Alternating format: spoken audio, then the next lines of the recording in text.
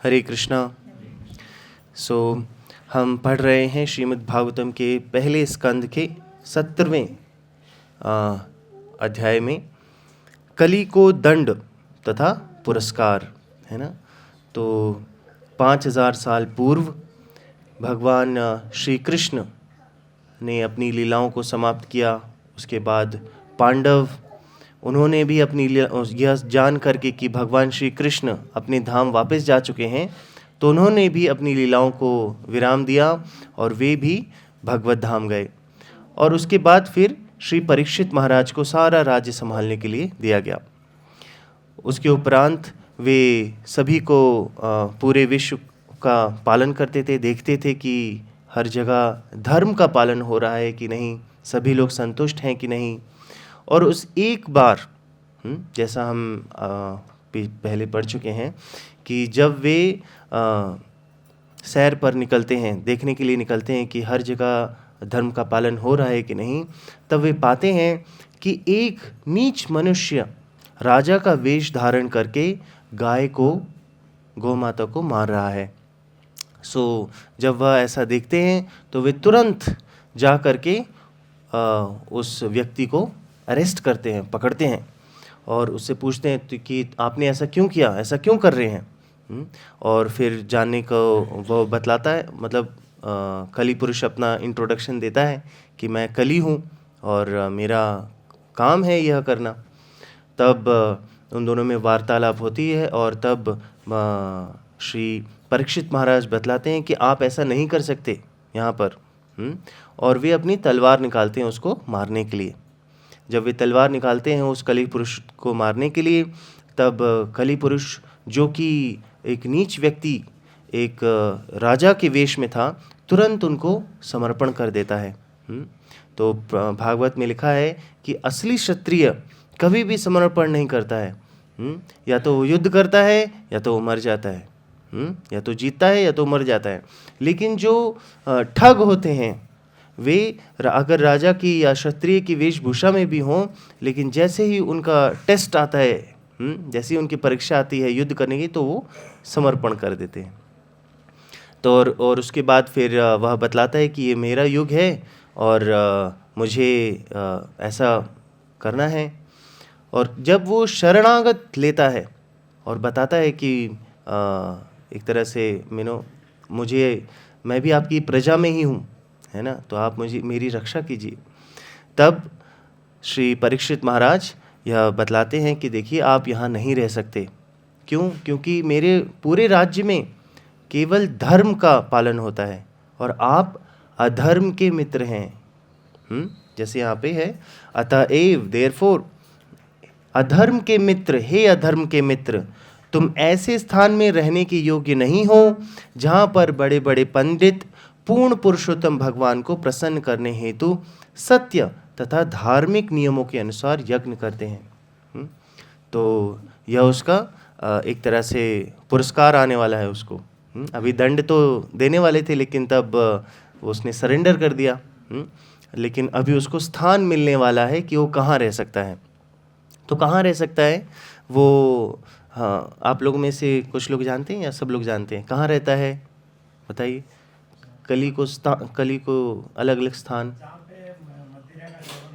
हाँ, जहाँ पे मदिरा या फिर किसी भी प्रकार का इंटॉक्सिकेशन, हाँ, तो जैसे मदिरा का भी है, केवल ड्रिंक्स नहीं कि भाई हार्ड होना चाहिए, वैसा नहीं। हाँ, स्मोक, कोई भी तरह का नशा पदार्थ, तो वहाँ पे कली रह सकता है। इवन जहाँ पे चाय भी पीते हैं वहाँ पे भी कली रह सकता है ना। ओके। और दूसरा है, नहीं, पहला था मदिरा स्थान, दूसरा हाँ, जहाँ पे अवैध संग रहता है, पराई स्त्री या फिर पराई पुरुष संग, तो वहाँ पे भी कली रहता है। फिर और तीसरा जगह मांस, है ना, जहाँ पे मांस खाया जाता हो वहाँ पे कली रहता है कि नहीं। और फिर जहाँ पे जुआ खेला जाता है वहाँ कली रहता है। और एक और जब ये 4 जगह दी परीक्षित महाराज ने, तो कली ने कहा हे परीक्षित महाराज, ये 4 जगह तो आपके राज्य में है ही नहीं, है ना, आपके राज्य में तो सिर्फ धर्म है, तो एक और जगह दीजिए। तब उन्होंने कहा ठीक है, सोने में जाके रह सकते हो, गोल्ड, है ना। अभी देखिए गोल्ड का प्राइस कितना ज़्यादा है सभी को चाहिए सोना, हाँ, तो सोना तो यहाँ पे भी है ना, लेकिन जो भी सोना भगवान की सेवा में हो उसमें कली नहीं रहता है। अपनी सेवा के लिए अगर लगाएं तो उसमें फिर आ जाता है। जैसे कि अगर हमारे पास थोड़ा भी सोना हो, है ना, थोड़ा भी हो, तो एक चिंता रहती है कि भाई पार्टी में पहन लिया और उसके बाद फिर सेफ में रखा कि नहीं, सेफ का ताला बंद हुआ कि नहीं, और घर से निकलते वक्त भी अच्छे से ताला बंद किया कि नहीं, 2 ताले लगाए कि नहीं, एक चिंता रहती है। और मान के चलिए अगर वो चला गया, गुम हो गया, टूट गया इधर उधर, तो अलग चिंता रहती है। तो इस तरह से कली अपना प्रभाव देता है। सो कली पुरुष एक व्यक्ति तो है ना, लेकिन उसका इफेक्ट, उसका प्रभाव इस कलयुग में हम हर जगह देख सकते हैं, है ना। तो न केवल वो 4, अब वो 4 जगहें तो हर जगह पॉपुलर हैं, है कि नहीं। जैसे मांस जो है आज की युग में इसका एडवर्टाइजमेंट खूब चलता है। आप कोई भी मतलब फ़ोन में देखिए या फिर चलते चलते कहीं भी देखिए, खूब एडवर्टाइजमेंट है इन गलत चीज़ों का। स्मोक के लिए भी एडवर्टाइजमेंट है और शराब के लिए भी एडवर्टाइजमेंट है। हाँ, कि देखिए ये आप अगर ये वाली पीते हैं तो आपको ऐसा होगा। बहुत अच्छे तरीके से वे बतलाते हैं, है कि नहीं। तो ये सारी कली के प्रभाव हैं, है कि नहीं। लेकिन अब इनसे दूर कैसे रहा जाए? संकीर्तन यज्ञ से, है ना। यहाँ पे बतलाया गया है, प्रभुपाद जी बता रहे हैं कि जहाँ पर जैसे कि अभी देखिए इस रूम में मच्छर आ गए, क्या करना चाहिए?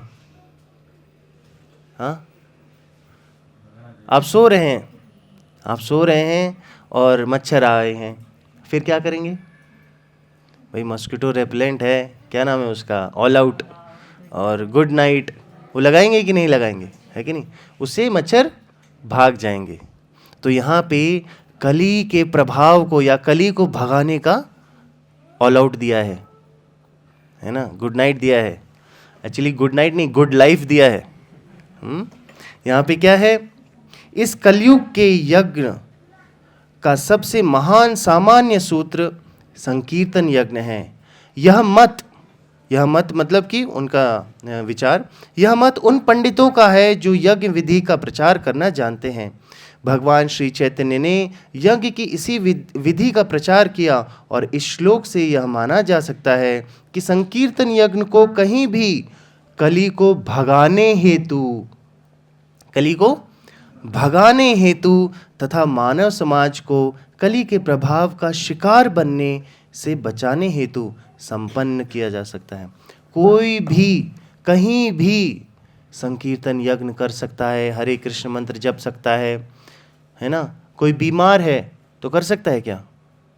क्यों नहीं कर सकता? बेड में लेटे लेटे कर सकता है कि नहीं, जब करना है ना।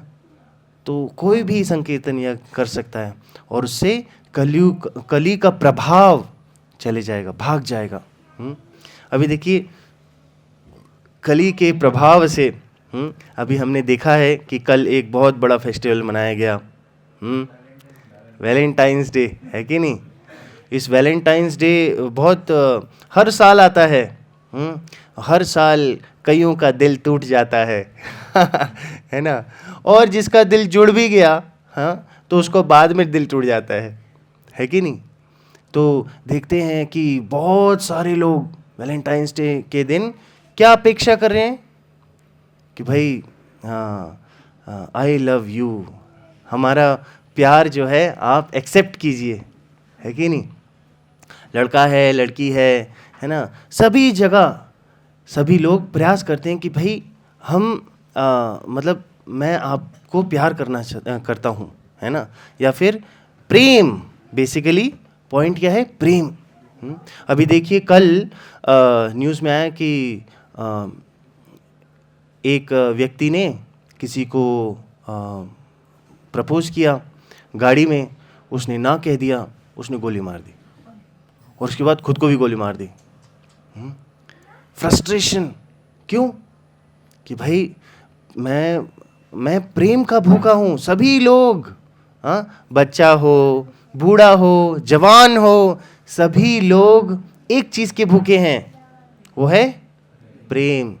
इवन मतलब जो कुत्ता है ना, वो भी प्रेम का ही भूखा है ना। एक बिस्किट दो, आपके सारे शत्रुओं को वो मार देगा। एक बिस्किट, प्रेम है कि नहीं। तो हम देख पाते हैं कि सभी जीव इस जगत में प्रेम के भूखे हैं, प्रेम चाहिए सभी को। लेकिन दिक्कत क्या है? क्या दिक्कत है? तो क्यों इतना बवाल हो चुका है, बताइए। हाँ, वे सभी लोग सच्चे प्रेम की पीछे हैं, वे चाहते हैं। देखिए जैसे कि भगवत गीता में बतलाया गया है, भगवत गीता में बताया है कि जो जीव का लक्षण है, जैसे कोई बुखार, किसी को बुखार होता है तो उसके लक्षण है ना कि उसका तापमान, शरीर का तापमान बढ़ता है, थकावट रहती है। तो जीव का लक्षण क्या है? प्रेम। जीव को प्रेम चाहिए और प्रेम करना चाहता है, सेवा करना, सेवा। आग के क्या लक्षण है? जहाँ पे रोशनी हो और गर्मी हो, है ना, हीट एंड लाइट। जहाँ पे भी हम देख सकते हैं तो पता चल जाता है भाई यहाँ पे आग है। और चीनी के क्या लक्षण है? मिठास। वैसे ही भगवत गीता में बतलाया गया है कि जीव का लक्षण है सेवा करना, प्रेम। प्रेम ही उसका ज़रूरत है, प्रेम ही उसकी ज़रूरत है। लेकिन इस जगत में जितने भी जीव हैं, उनकी जो क्षमता है प्रेम करने की या प्रेम स्वीकार करने की, बहुत कम है ना। मतलब अगर आप एक ग्राफ लेंगे, मेरी किसी से अपेक्षा, एक्सपेक्टेशन, है ना, इतनी है, मान लीजिए यहाँ से लेके इतनी है ना, लेकिन उसकी देने की क्षमता इतनी है ना, वो भी अपना पूरा बेस्ट दे रहा है, तो वो प्रेम कर सकता है इतना, लेकिन मेरी अपेक्षा तो इतनी है। तो ये जो बैलेंस है ना, इसे कहते हैं फ्रस्ट्रेशन। हाँ, इसीलिए भगवत गीता में, भागवत में बताया गया है कि हमें जानना चाहिए कि हम कैसे, किससे प्रेम करें। तो वे हैं भगवान श्री कृष्ण।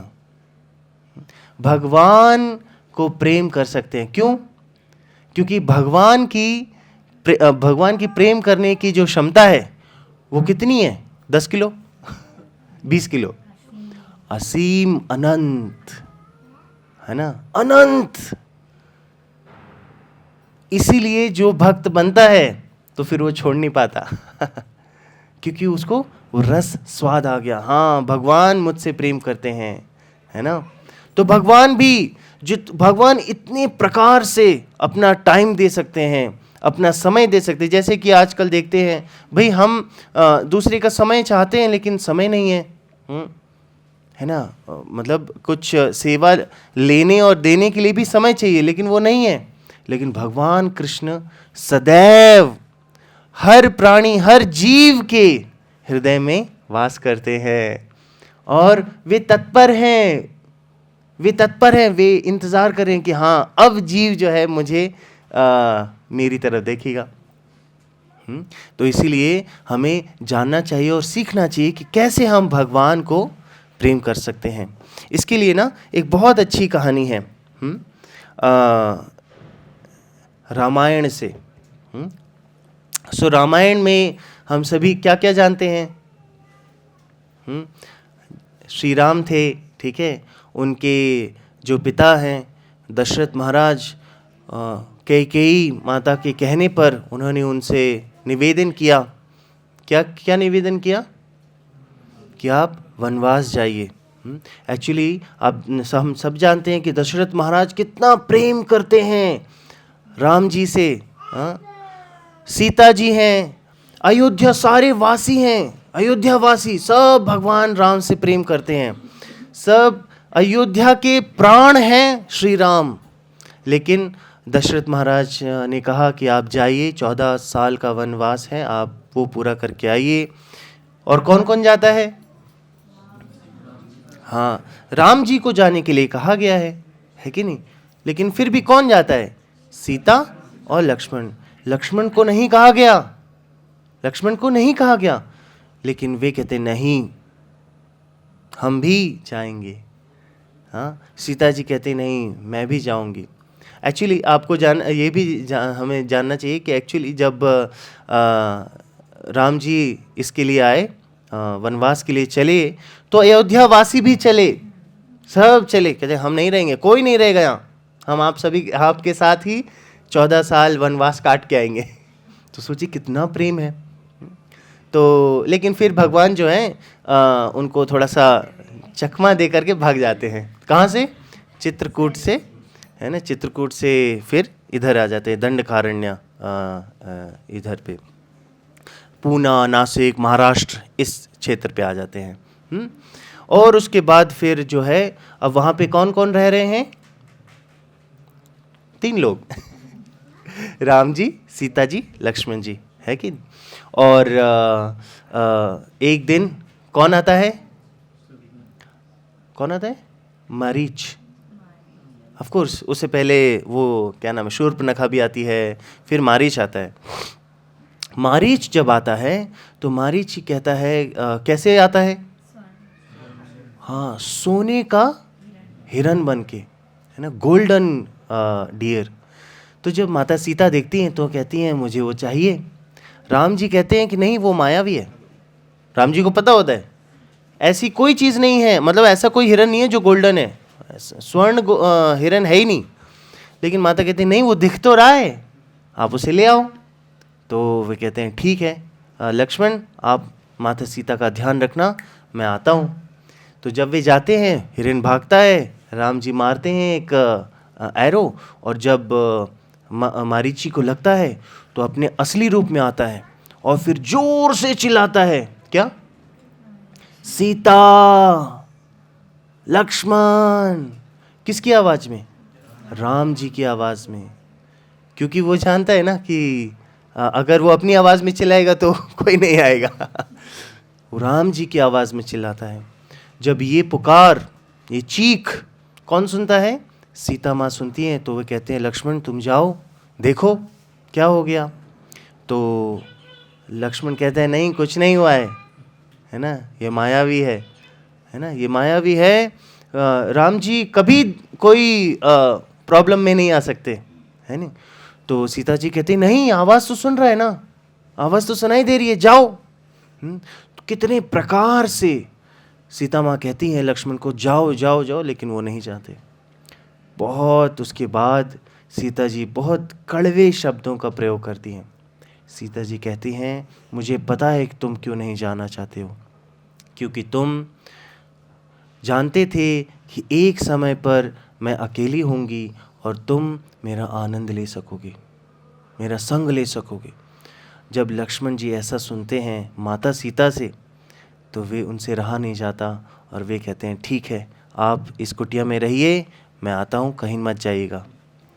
वे जाते हैं और जब वे जाते हैं राम जी से मिलते हैं तो राम जी गुस्सा होते हैं, मैंने तुम्हें एक काम दिया था सीता की रक्षा करना, लेकिन तुम क्यों आ गए? जरूर वहां पे कोई संकट आया होगा और तुम वहां से भाग गए होगे, डर के मारे तुम मेरे पास आए हो कि तुम मेरी शरण में आओगे ताकि तुम बच जाओगे, और देखो तुमने सीता को छोड़ दिया। तो बताओ वहां भी डांट खाई, यहाँ आए तो यहाँ भी डांट खा रहे हैं, और फिर वहां वापस पहुंचते हैं तो देखते हैं सीता गई, है ना, रावण अकेले गया। तब राम जी और गुस्सा होते हैं, देखा मैंने बोला था ना।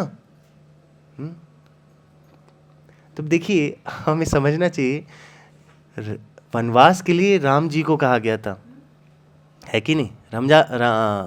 इसमें लक्ष्मण जी की कोई गलती है? कोई गलती नहीं है। हाँ, वो 14 सालों से 13 सालों से अभी तक सोई नहीं है।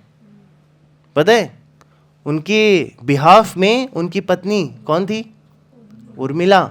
वो सो रही थी ताकि वे दिन रात भगवान श्री राम की और सीता जी की सेवा कर पाए। 13 साल से वे सोए नहीं, उनकी सेवा करें, और यहाँ पे देखिए सारा ब्लेम उन पे आ रहा है। तो अगर हम लोग होंगे तो क्या करेंगे? नमस्ते सर, चलता हूँ मैं। हो गया मेरा काम। इतने साल मैंने आपको जीवन दे दिया, सोया नहीं मैं, खाया पिया नहीं, या फिर जैसा भी है, इतना परिश्रम करके, और आज मेरे को दोनों ही डांट दे रहे हैं। ऐसा जो मैंने कभी सोचा भी नहीं। हम अगर होंगे तो हम वापस चले अयोध्या वापस आ जाएंगे, लेकिन नहीं। हमें देखना चाहिए कि लक्ष्मण जी तब भी उसके बाद पूर्णतः श्री राम जी के साथ थे। इसे कहते हैं प्रेम। यह तभी संभव हुआ क्योंकि श्री लक्ष्मण जी में राम जी के प्रति घना, कठोर, है ना, असीम प्रेम है। असीम, कि जैसा भी है, जिसे कहते हैं प्रेम, है ना। इसकी परिभाषा भी श्री चैतन्य महाप्रभु बतलाते हैं। कहाँ बतलाते हैं? प्रेम का एक एग्जाम्पल या फिर परिभाषा वो बतलाते हैं शिक्षाष्टकम में। श्री चैतन्य महाप्रभु कहते हैं, आश्लिष्य वा पादरताम पिनष्टु माम अदर्शनान मारमहताम करोतु वा यथा तथा वा विदधातु लंपटो मत प्राणनाथा सुहे स एव नाप्रहा।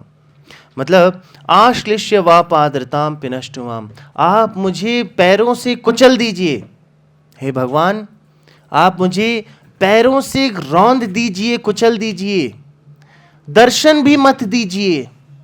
क्योंकि हर भक्त चाहता है कि भाई मुझे कभी तो दर्शन हो, लेकिन वो कह रहे हैं मुझे आप दर्शन भी मत दीजिए, मुझे अपने पैरों तले रौंद दीजिए, और जैसे रखना है वैसे रखिए, तब भी मेरे जीवन के प्राण आप ही रहेंगे। यथा तथा वा विदधातु लंपटु, जैसे भी, मत प्राण नाथास्तु स एव नाप्रहा, मेरे प्राण आप ही रहेंगे। तो ये है प्रेम।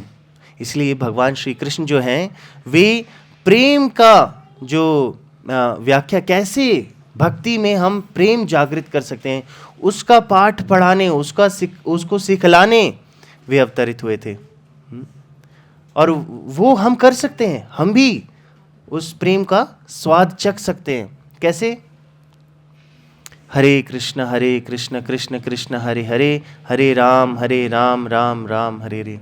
ये है वो मंत्र जो श्री चैतन्य महाप्रभु ने दिया है, शास्त्रों ने दिया है, और कह रहे हैं आप भी लक्ष्मण की तरह भगवान श्री कृष्ण को प्रेम कर सकते हैं।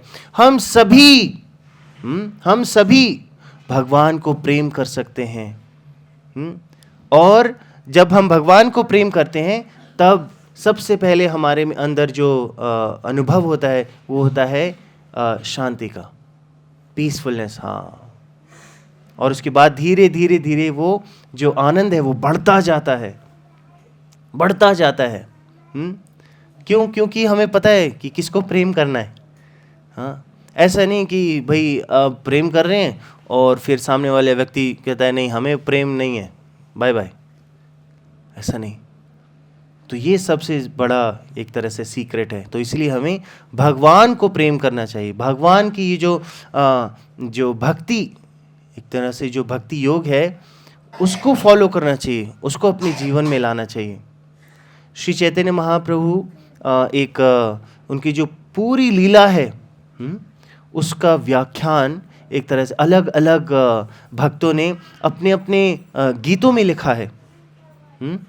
एक भक्त ने लिखा है एक गीत, उसका नाम है गौरांगा दुति पदे। गौरांगा गौरांग।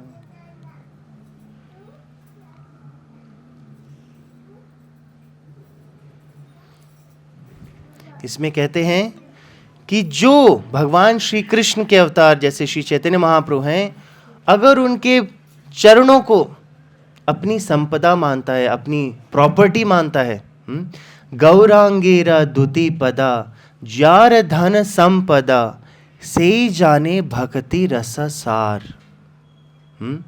जो भी जिस भी व्यक्ति ने श्री चैतन्य महाप्रभु के चरण कमलों को अपना जीवन धन माना है, वो ही भक्ति का सार समझ सकता है। हाँ, कैसे?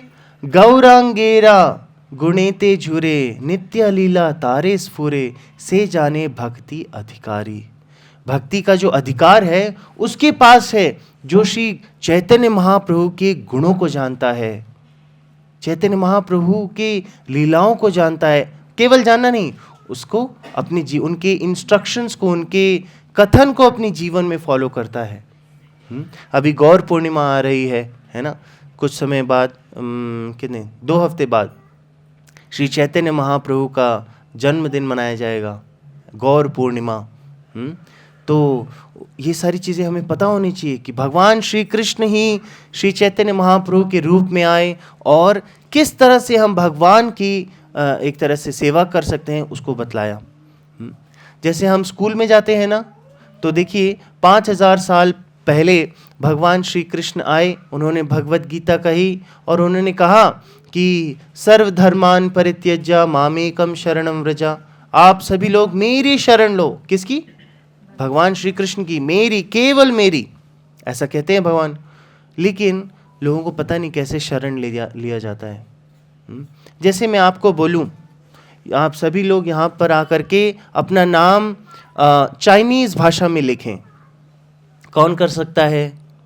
कोई नहीं, क्योंकि कोई चाइनीज़ नहीं जानता, एटलीस्ट अभी हम में, है ना? तो उसको सिखाने के लिए भगवान कह रहे हैं भक्ति मेरी ही शरण लो। कैसे शरण ली जाती है लोगों को नहीं पता, इसीलिए भगवान श्री कृष्ण ही श्री चैतन्य महाप्रभु के रूप में आए और उन्होंने सिखाया अपने एग्जाम्पल से, खुद ही के उदाहरण से, कि किस तरह से भगवान श्री कृष्ण की शरण ली जाती है। आप सभी लोग स्कूल गए हैं, स्कूल में जब पहली बार जाते हैं तो टीचर कहता है ABCD लिखो। अब हमने कभी नहीं लिखा, तब टीचर क्या कहता है? अपना हाथ, हमारा हाथ पकड़ता है, बीच में से पेंसिल डालता है और कहता है ए। जब वो ABCD लिखवा रहे हैं, उसका ये मतलब नहीं कि टीचर ABCD सीख रहा है वो सिखा रहे हैं। तो जब चैतन्य महाप्रभु अवतरित होते हैं और भक्ति सिखाते हैं, उसका ये मतलब नहीं वो सीख रहे हैं, वे बतला रहे हैं कैसे क्या किया जाता है। तो वैसे तो यहाँ पर लिखा है एक बहुत अच्छी ये है, हृदय निर्मला। हाँ, जे गौरांगीर नाम लोए तारा होए प्रेमोदये तारे मुई जाए बोली हरि। मतलब जो व्यक्ति केवल गौर सुंदर का नाम ले, चैतन्य महाप्रभु का नाम ले, इमीडिएटली तुरंत उसके हृदय में प्रेम का उदय होगा, प्रेमोदय। और वैसे व्यक्ति तुरंत हरि हरि बोलते हैं, हरि बोल। वैसे if one appreciates the merciful pastimes of Lord Chaitanya and feels ecstasy and sometimes cries in this process, will immediately help him to understand the eternal pastimes. और जो व्यक्ति श्री चैतन्य महाप्रभु का गुणगान करता है, तुरंत वो भगवान श्री कृष्ण की लीलाओं को समझ पाएगा, गौरांग महाप्रभु की लीलाओं को समझ पाएगा। और वो सारी चीज़ों को जो मूल मंत्र है वो है हरे कृष्ण कृष्ण कृष्ण हरे हरे, हरे राम राम राम हरे हरे। जब कहते हैं हरि बोल, तो श्रील प्रभुपाद ने बताया है कि हरे कृष्ण महामंत्र का जो छोटा रूप है वो है हरि बोल, है ना? तो इसलिए इस्कॉन में बहुत सारे भक्त जो हैं हरि बोल बहुत सारे कहते हैं।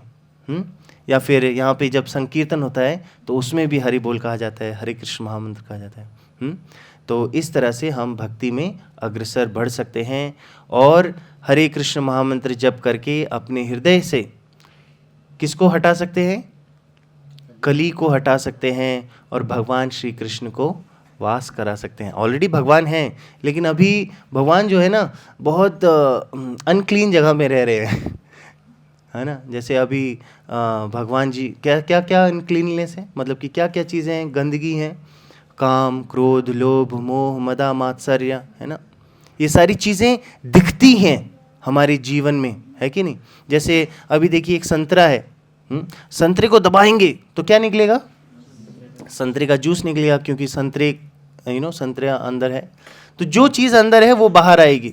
वैसे ही हमारे हृदय में जो जो चीज़ें हैं, जब समय है ना, जब ये माया का जब जाल आएगा तब फिर हमें वो सब बाहर आएगा। अगर भक्ति होगी तो भक्ति बाहर आएगी, हम हरे कृष्ण मंत्र बोलेंगे, हरि बोल बोलेंगे। लेकिन अगर काम वासना और ईर्ष्या, लोभ ये सब रहेगा तो वो सब आएगा। तो इसलिए अभी हमें हरे कृष्ण महामंत्र का निरंतर जप करके वो सब चीज़ें हटानी चाहिए। कब कब हरे कृष्ण मंत्र जपना चाहिए हमें? जब जब विपदा आए, करेक्ट। लेकिन जब विपदा नहीं भी आए तब भी करना चाहिए, है ना। हमेशा करना चाहिए, निरंतर, हमेशा। भगवान भगवद गीता में कितनी बार कहते हैं कि सदा या फिर हमेशा। कौन सा ऐसा वर्ष है, कोई बता पाएगा? सततम कीर्तयन्तो माम, हाँ, सततम, हमेशा, है ना। केवल संडे संडे नहीं है ना, संडे भी, मंडे भी, सारे दिन, है नहीं, वैसा है। ठीक है, आप लोगों का कोई प्रश्न है तो बताइए, नहीं तो फिर स्टॉप करते हैं। कोई प्रश्न? ठीक है। श्रीमद् भागवतम की जय, श्रीमद् भगवद गीता की जय, जगत गुरु श्रील प्रभुपाद की जय।